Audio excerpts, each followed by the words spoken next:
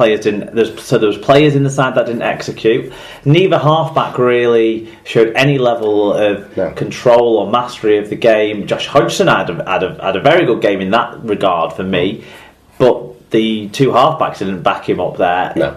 Either of them, for my money, in this game. I know Widdop had the great touch on for Ryan Hall's try, and you can't take away how good a piece of skill that was. Yeah, but you can also say, well, he shouldn't have tried to squeeze that flat pass in that Sean Johnson intercepted and went the length of the field on. Well, exactly. Yeah, so you can give with one and take away with the other, with that sort of thing. I still pin that semi-final on Kevin Sinfield not kicking the ball dead and that sort of thing.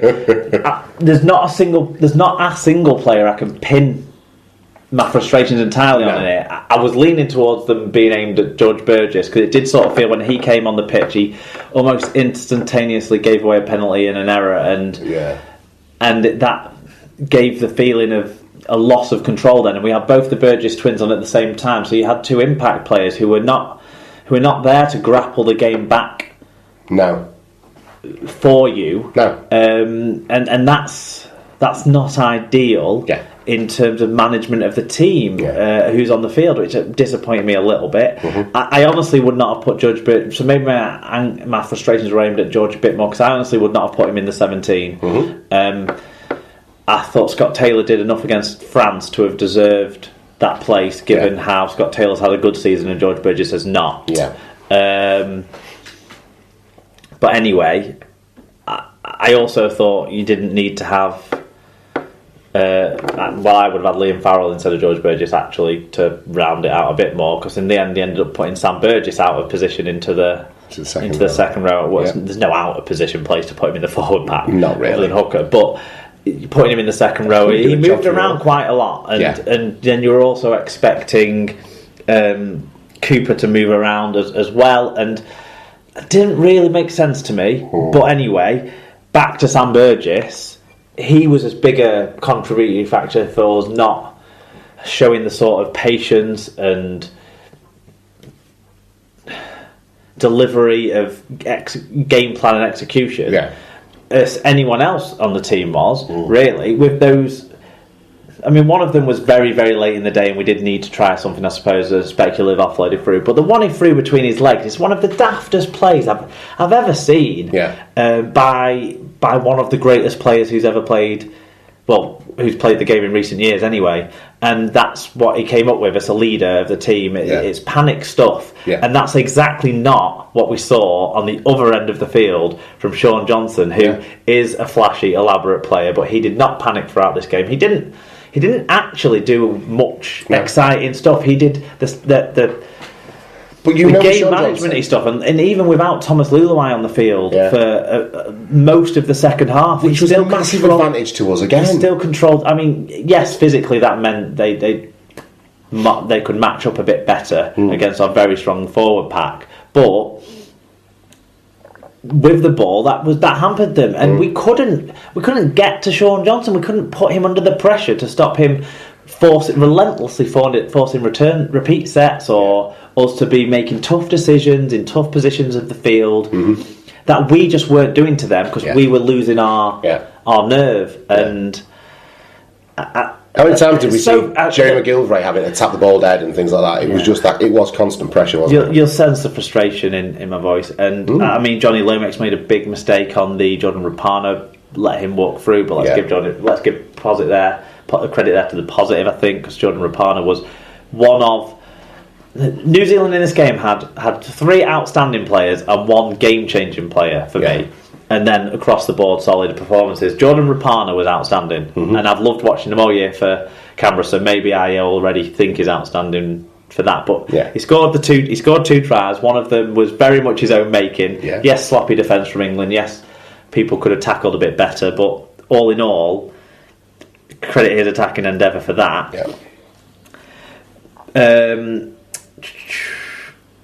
Jason Taumalolo, 24 carries, 216 metres. Absolutely monstrous, to be completely honest. And then the third player in that sort of... Jordan Rapana came got for his 2 tries as well. On top of that, he made 195 metres and 3 clean breaks. He made more clean breaks on his own than the entire England side did. So credit those. And then Sean Johnson, obviously, with his kicking game and his control of everything, he also made a lot of metres, but a lot of that came off his interception. Let's not forget. But still, he, very strong and controlled game there. Dominated the kicking. He made 16 of their 22 kicks in the game, and that sort of thing. It shows how much influence he exerted. The game breaker, though, the person that turned New Zealand from just being a passive member of the game when England were exerting all the dominance in terms of taking advantage of field position, getting themselves into position, just not scoring the try, the penalty goal and that sort of thing, but not scoring points, which cost us in the end. And after that first half hour of dominance that we had, the player who swung it for New Zealand, for me, was Marty Tapau. He came on, and all of a sudden an offloading game came into play as well as the rest, because no one else was offloading for the Kiwis. They made only 11 offloads in the game compared to England's 23. Marty Tapau, four of them, 126 metres, 1 clean break.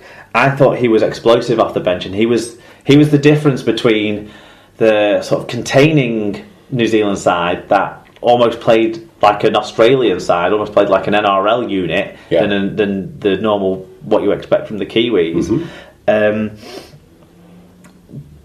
Against the England team that were doing kind of what I expect England to be, but not executing, and actually not executing in the final 10 of the field, which is again what I kind of expect England to be, unfortunately.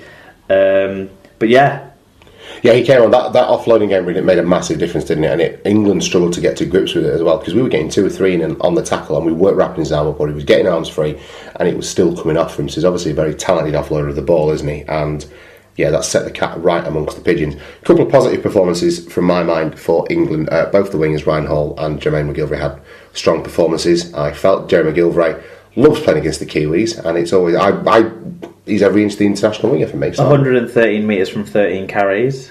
Yeah, and Ryan Hall got his standard England try.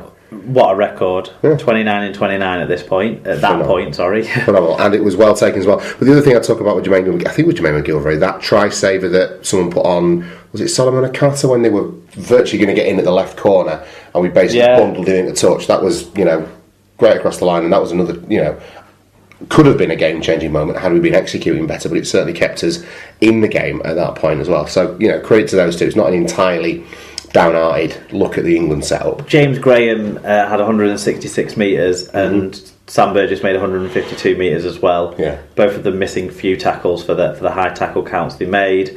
5 successful offloads and 100 metres. No errors, no missed tackles, no penalties conceded from Chris Hill. So you've got to give him credit as well for showing that he is a world-class prop forward, even though the Aussies might not see it, or the folk down under might not see it week in, week out, because he's not going to be an NRL player. No. He's every bit the world-class performer. Yes, he absolutely is. Okay, so to you guys then, Alan Walker got in touch from the beach. He said, good, tight international rugby league. The last time the John Smith was so full was for the Wednesday. I'm presuming he means Sheffield Wednesday. Coming to play at Huddersfield Town. Typical Bennett style for England. Chances need to Did they have a playoff game maybe or something like that? I don't know. It was for the Wednesday. It means for Sheffield Wednesday. Yeah. I'm sure he does. Chances need to be I love it. Great work, Al. Typical Bennett style for England. Chances need to be taken in this style because there won't be many. I reckon Sam wishes he was back in Yornian. He looked really bored.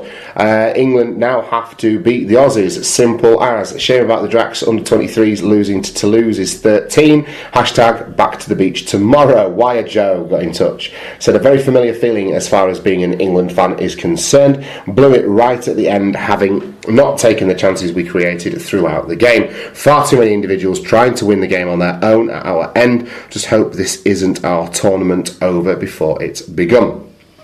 Chris Macy says, here we bloody go again. This was bitterly frustrating. We were sorely lacking in any sort of execution in a game where we should have and could have taken by the scruff of the neck. Graham, Lomax and McGilvray had good games, but I'd seriously consider dropping both centres, Sargentson especially, and Gale was non-existent bar a couple of bombs. If this is the best we can do, we're a bit fucked. The Kiwis gave us the run around far too easily, even with only one half. Although it has to be said that Sean Johnson was brilliant.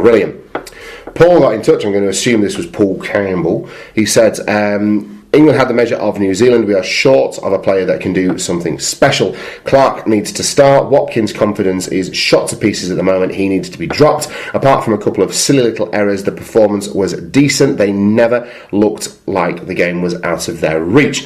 They will beat Scotland, but they'll have to do so by a big margin. As the Aussies will, so it's all on next week's Kiwis versus Australia. Tyler Casfan said, oh dear, we had our chances. Sean Johnson again. But it's not over yet. And Darren Garner got in touch and said, we are getting closer. The last 3 games against New Zealand have finished up by a loss of 2 points, and a loss by 1 point. Where is the killer punch by England? I think Lomax was good, but good isn't good enough in this situation. Ratchford needs to be on as he offers a little bit more. For the same reason, so does Williams alongside Widdop. New Zealand and Australian final it is then. Anyway, I agree with what Mark says. Rude not to. Smiley face. There you go. Marie Wright, the Witchwood lady. How lovely it is to hear from Marie, an absolute legend of the Super League pod, a foundation listener, and quite the crocheter as well, from what I understand. She's a diehard Huddersfield fan and said it was a fantastic atmosphere in Huddersfield for the England opener, almost at capacity with 24,070 fans. RFL helped with an England flag on nearly every seat. I sang my heart out with Lizzie. Jerusalem really should be our anthem. We were next to a Rhinos fan and were well chuffed that local boys Jerry and Ryan scored the England tries. At 16 apiece, the hope was tangible. Even the New Zealand drop goal did not kill it, as there was still plenty of time, but it was not to be. Frogmore got in touch. He said England's attack was their worst enemy. Chances left begging with dropped catches and poor pass selections. Looked like a team that needed time to gel, which they should do before the match against Australia in the coming weeks. Good to see Widdop still running laterally at the line with no options and throwing intercepts. Must have thought he was still playing with the Saints and wearing red and white. Smiley face. And he goes on to say New Zealand just did New Zealand things. Mark Wilco said, we could have made a game of it, but in the end we just looked too disorganised. The fact that we only took 1 drop goal attempt is baffling, and the last 2 sets were completely wasted opportunities. That said, we weren't terrible by any means. Graham and McGilvray were exceptional. If we get organisation sorted for the Scotland game, I still think we can make a game of it against Australia and potentially make the final.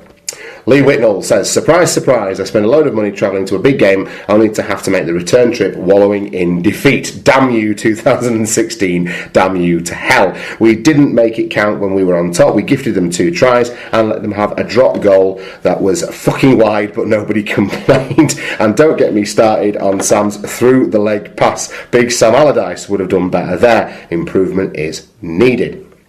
And the last word on this one goes to John Hamilton, who says, a thrilling game, just a shame about the score and England's lack of ideas / execution in the last 20 metres.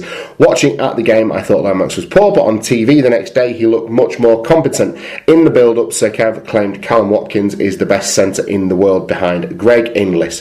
Jimmy Kinehorst must be livid. I would say so too. He is not even arguably, I would say, the second best centre in the world at the moment for me, Mark.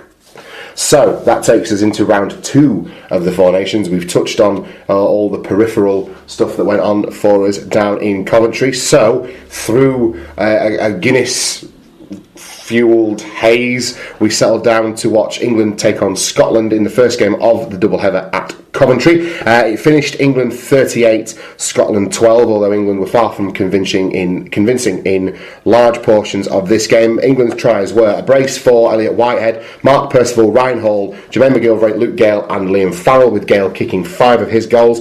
And Scotland's tries came through Linnett, Russell and Ferguson, with Danny Brough surprisingly missing all 3 of his conversion attempts.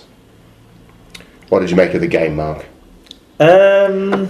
Exactly. Slow start by England, punished for a lack of whether or not it was taking Scotland seriously or just not getting out of the blocks quickly enough and being up for the fight, which Scotland clearly were. Scotland shot out to an 8-0 lead, didn't they? The Linnett try and the Russell try. If Scotland could have cut out the mistakes and stopped giving away silly penalties, it's kind of almost the same again as the week before.